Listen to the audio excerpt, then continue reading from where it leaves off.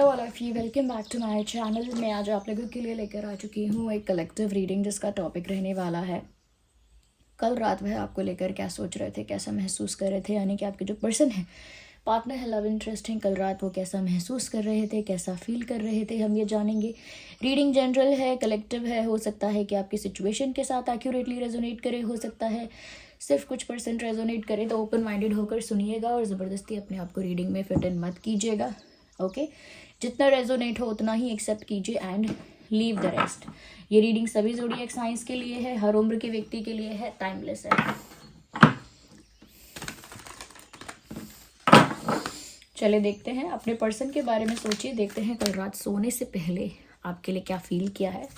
Okay, सभी के लिए है ये रीडिंग, मेल फीमेल और हर उम्र के व्यक्ति के लिए है। ओके, तो कल रात उन्होंने कैसा फील किया है मैं शफल कर रही हूँ, उससे पहले कार्ड अनफोल्ड हो रहा है।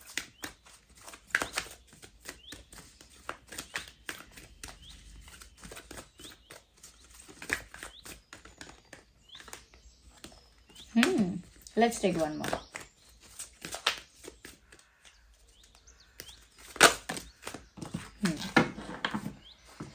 Okay.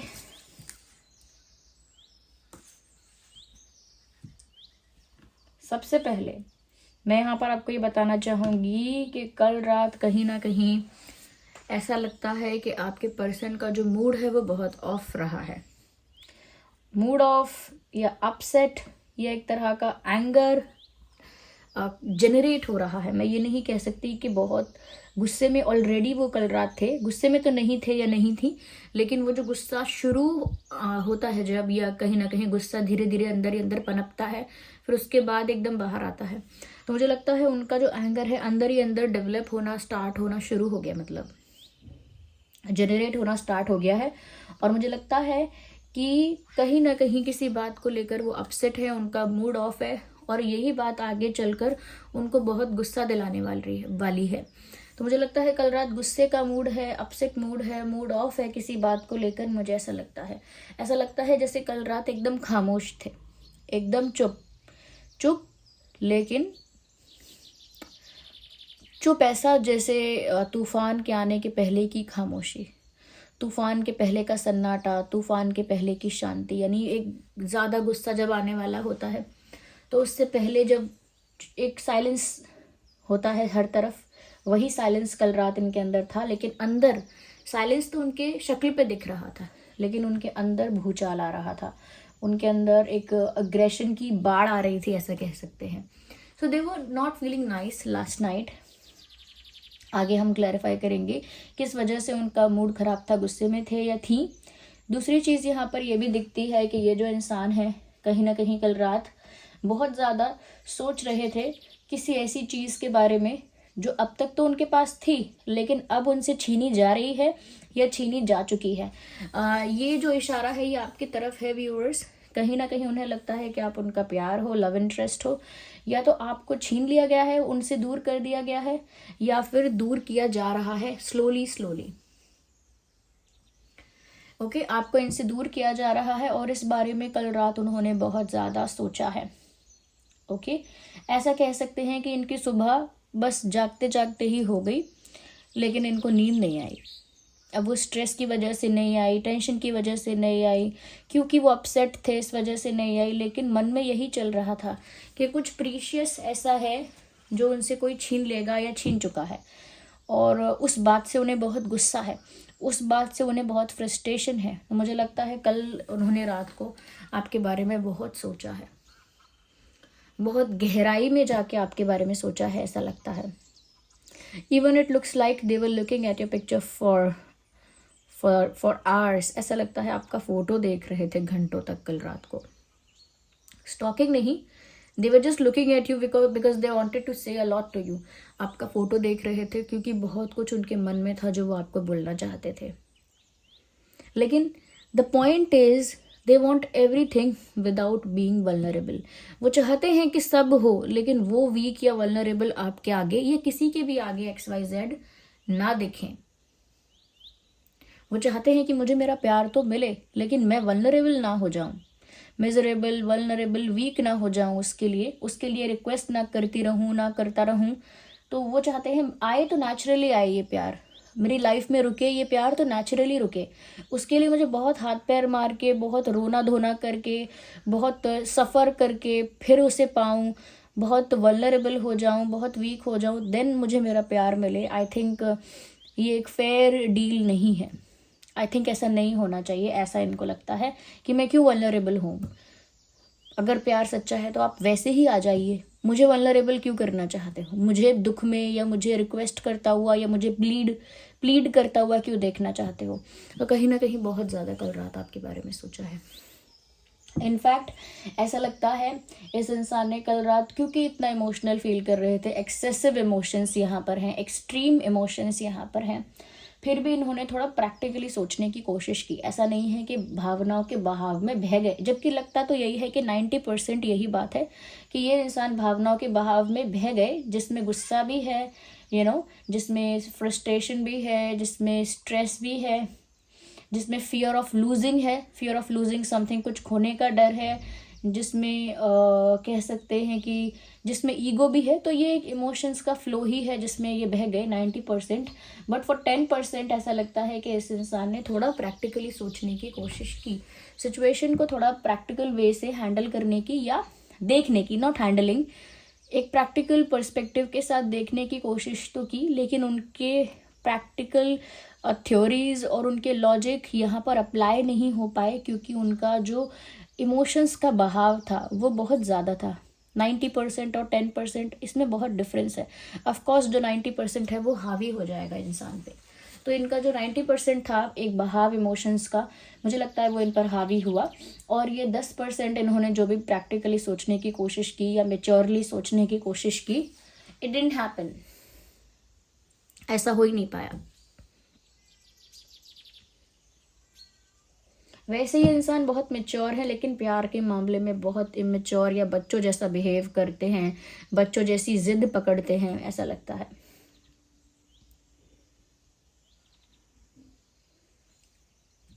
This is they know, ये एक जेन्युइन इंसान लगते हैं, जेन्युइन, वाइज, मेच्योर, और आई थिंक इमोशंस ने इनको इतना कंट्रोल कर लिया है, या इनके इमोशंस इन पर इतना हावी हो गए हैं कि सेंसिबिलिटी से जो काम, सेंसिबली जो काम हो सकता है वो सेंसिबली नहीं हो पा रहा है। I think that is what happens when आप इमोशंस के बहाव में बह जाते हो, ऐसा ही होता है।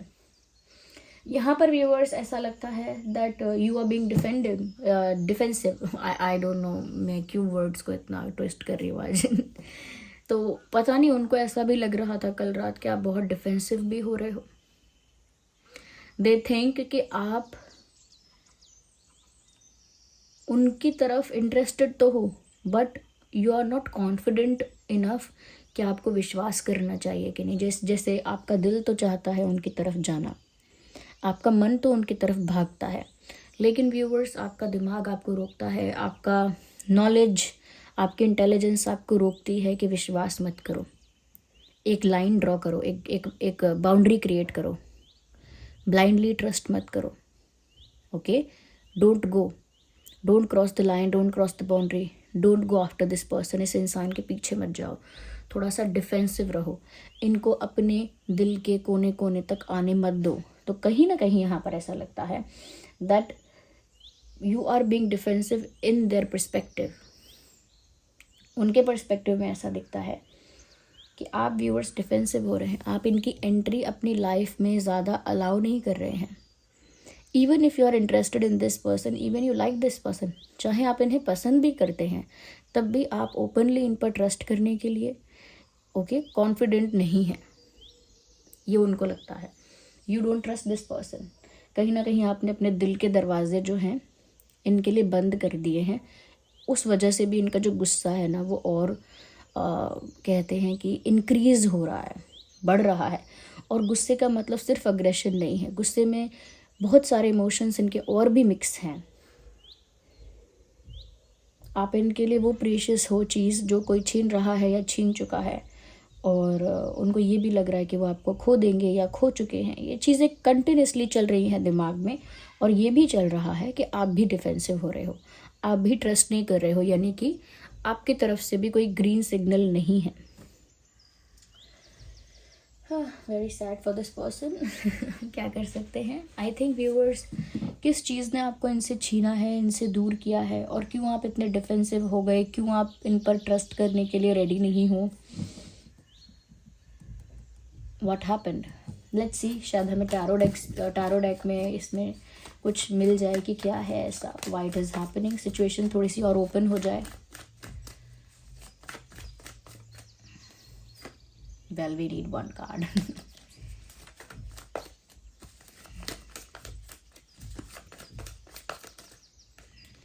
No.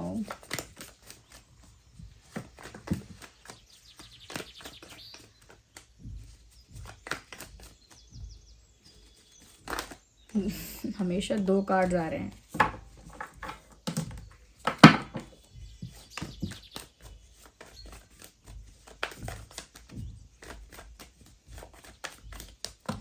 Look, I think this card is popping out. We should consider this. Okay.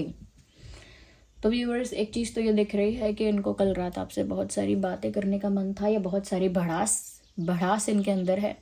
वो भड़ास निकालनी थी उनको बाहर। और फ्रस्ट्रेशन, एंगर, जो उसमें भड़ास होती है, दूसरे पर वो गुस्सा निकलता है, भड़ास निकल जाती है, वो आप पर निकालनी थी। ये भी हो सकता है बिकॉज क्योंकि बहुत स्वीट और रोमांटिक बातें तो नहीं लग रही जो आपसे कहनी है, क्योंकि इस इंसान का मूड ऑफ है। तो या तो कोई पेन वगैरह शेयर करना है, कोई टेंशन या स्ट्रेस अपना कुछ बताना है आपको कि मैं परेशान हूँ, या फिर अपना गुस्सा जो है वो आप पर बरस जाता अगर आपसे बात होती कल रात उनकी तो। या मुझे लगता है कि आपसे ऊंची आवाज़ में या थोड़ा सा मीन होकर, रूड होकर ये इंसान बात कर सकते थे अगर कल ये आपसे बात करते तो। और अगर आप में से कई लोग ऐसे हैं जिनकी कल इनके साथ बात हुई है, तो इनकी लैंग्वेज या इनका टोन जो था वो थोड़ा रूड, थोड़ा सा मीन, थोड़ा सा एंग्री साउंड कर रहा हो सकता है, या डिसरिस्पेक्टिंग। ओके, मुझे ऐसा भी लगता है व्यूअर्स कि कहीं ना कहीं इस इंसान ने कभी कुछ सीरियस आपको ऑफर नहीं किया। Now they are being very innocent. अभी तो बहुत जेन्युइन बन रहे हैं या बन रही हैं, लेकिन क्यों आप ट्रस्ट नहीं करते हो ओपनली इन पर, ब्लाइंडली, या कहीं ना कहीं कॉन्फिडेंट क्यों नहीं हो इनको लेकर, क्यों डिफेंसिव हो रहे हो, क्यों आप इन्हें पसंद तो करते हो लेकिन इनकी तरफ एक्शन नहीं ले सकते, स्टेप नहीं ले सकते, क्यों इनको ऐसा लग रहा है कि आपको किसी ने छीना है या ये इन्होंने आपको खो दिया है। ऐसा इनको इसीलिए लग रहा है because they never took a serious action. उन्होंने कभी सीरियस एक्शन नहीं लिया, यानी कि कुछ सीरियस ऑफर नहीं किया, जैसे कमिटमेंट है, किसी तरह का प्रपोजल, किसी तरह से रिश्ते को थोड़ा सीरियस करना, ऑफिशियल करना, वो इस इंसान ने किया नहीं। उनकी अप्रोच हमेशा थोड़ी फ्लर्टेशियस रही थी, उनकी अप्रोच हमेशा थोड़ी सी रोमांटिक रही है, उनकी अप्रोच हमेशा से ऐसा रहा है कि बहुत अट्रैक्शन है, और उनकी अप्रोच हमेशा से लाइट रही है। ओके, लाइट अप्रोच रही है, और इस तरह की अप्रोच रही है जिससे आपको कुछ सीरियस ऑफर नहीं हुआ। ओके, अब ये ऐसा सोचते हैं कि इनकी कोई चीज़ जो इनसे छीन रहा है कोई, आप डिफेंसिव हो रहे हो, ऐसा क्यों हो रहा है, but they never offered something solid. उन्होंने कभी कुछ सॉलिड ऑफर किया ही नहीं। Page of pentacle is not something that you can trust upon. Okay, अगर कोई यहाँ पर पेज ऑफ पेंटिकल्स का कार्ड आ रहा है, इसका मतलब ये है कि कुछ ऐसा ऑफर हुआ ही नहीं है जिससे आप इन पर ट्रस्ट कर पाओ। इन्होंने कोई इतना बड़ा एक्शन, कोई इतना बिग डिसीजन लिया ही नहीं है कि आप इन पर ट्रस्ट कर पाओ। Now I can understand your side. Why are you being defensive if that is true, if it resonates with your situation.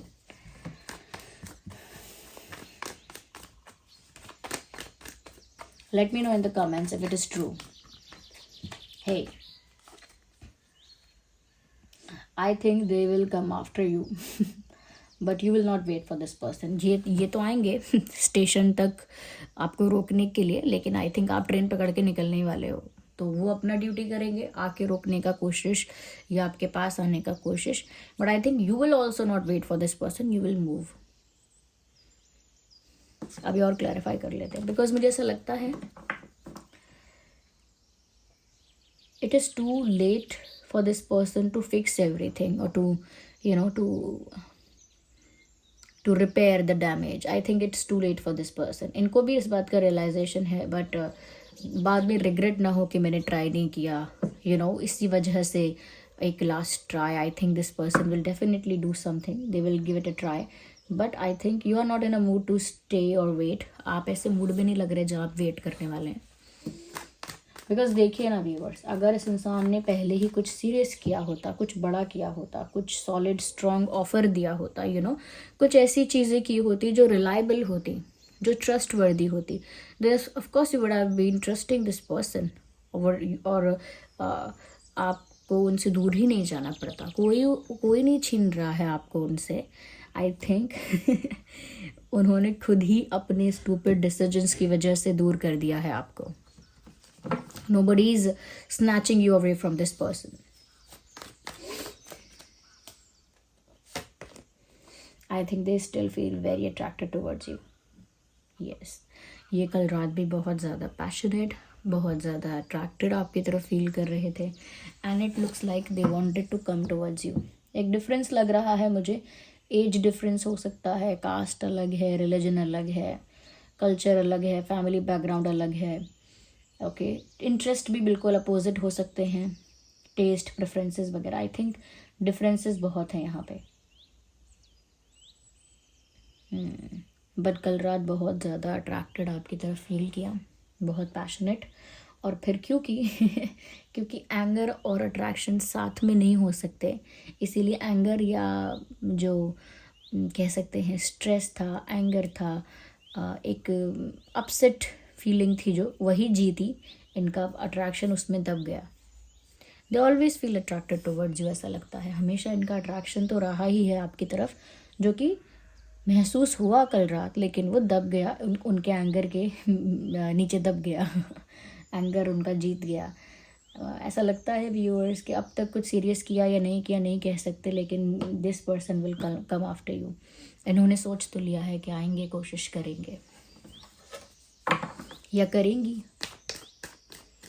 Male female दोनों के लिए ही एप्लीकेबल है रीडिंग.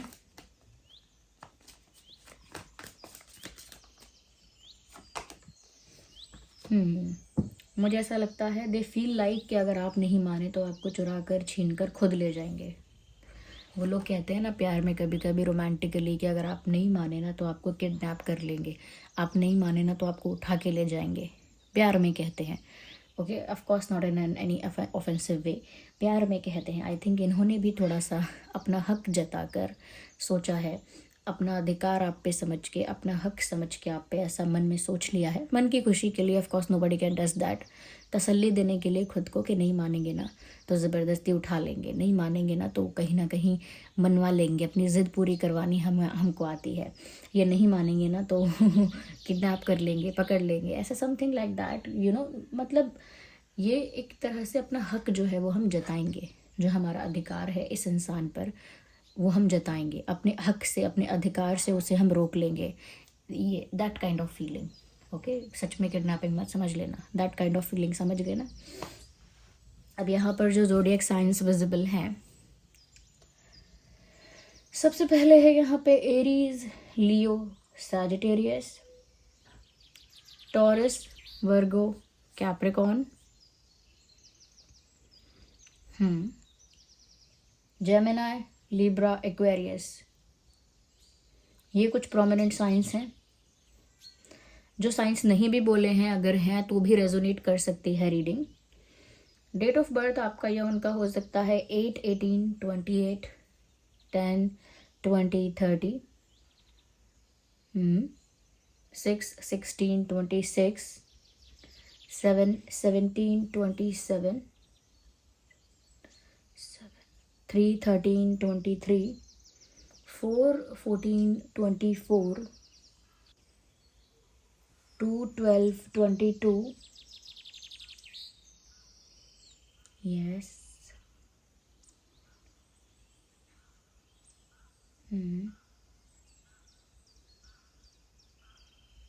ये कुछ डेट्स हैं जो आपका या उनका बर्थ डेट हो सकता है. आइए चलिए देखते हैं आपका और उनका बर्थ मंथ क्या हो सकता है.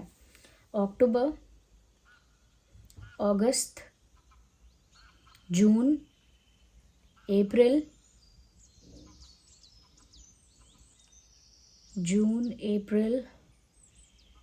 जनवरी, नवंबर, जुलाई, जुलाई, मार्च,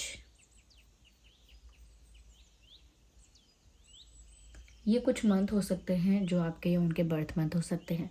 अगर कुछ डेट्स और मंथ नहीं भी आए हैं, इसमें चैनल नहीं हो पाए हैं, और अगर आपके हैं तो भी रीडिंग तो रेजोनेट कर ही सकती है। ओके, सो ये कल रात उन्होंने फील किया है इस इंसान ने। Okay, I hope it was helpful. तो मुझे लगता है व्यूअर्स, अगर आप ओवरऑल देखेंगे ना, तो यहाँ पर एक चीज़ नज़र आ रही है कि जब ये सीरियस हुए, आई मीन जब आप सीरियस रहे इस इंसान ने तब बहुत लाइटली लिया। जब आप सीरियस थे तो ये बहुत लाइटली ले रहे थे चीज़ों को। And now when they are being serious और they are trying to be serious, जब वो सीरियस हो रहे हैं तब आपके लिए सिचुएशन बहुत लाइट हो चुकी है, नॉर्मल हो चुकी है। तब अब आप सिचुएशन के लिए अब आप बहुत लाइट ले रहे हो उसको। तो ये थोड़ा ऐसा हो रहा है, जब आपने उसको सीरियसली लिया तब उन्होंने बहुत लाइटली लिया। आज वो सीरियसली लेना चाहते हैं, आज आप लाइटली ले रहे हैं। तो कर्मा सर्व्स ऐसा ही होता है। This was the reading. Comment करके बताइए कितने % रेजोनेट करती है। एंजल नंबर टाइप करके रीडिंग को क्लेम कीजिए। एंजल नंबर 777 यहाँ चैनल हो रहा है। 777 एंजल नंबर आप गूगल पे सर्च कीजिए, उसका जो भी मीनिंग है उसे रिसीव कीजिए, और उसका मीनिंग 777 का एक बार कमेंट्स में लिख दीजिए। कमेंट्स में दूसरे लोगों को भी हेल्प हो जाएगी। चलिए मिलते हैं अगली रीडिंग में, तब तक के लिए bye bye family, love you all, take care.